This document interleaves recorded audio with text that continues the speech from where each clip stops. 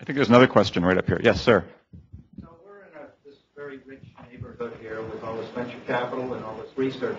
How come there aren't hundreds of Bobs? Let me load the question a little bit.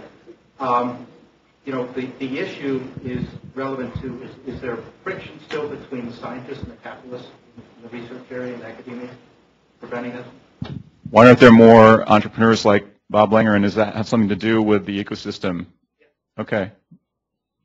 Well, I'll answer. I think that there is some friction in some cases for people, but I think it's gotten much, my own sense, just being in academia, is I think it's much less than it was 20 years ago. I mean, you know, certainly there are certain people then and still now that, you know, would be against working, I suppose, with industry.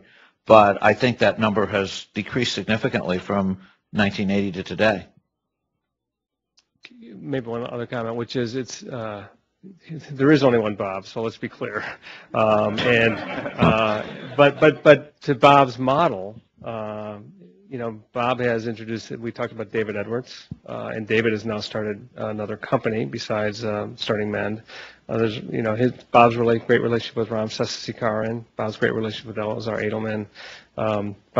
We've talked about Omid. I mean, I think what you have to take into account is that, you know, what's happened over the last 15 years is that through Bob's good efforts and his desire to collaborate, you know, he's brought in some really talented academic entrepreneurs who in turn are going to be the next Bobs.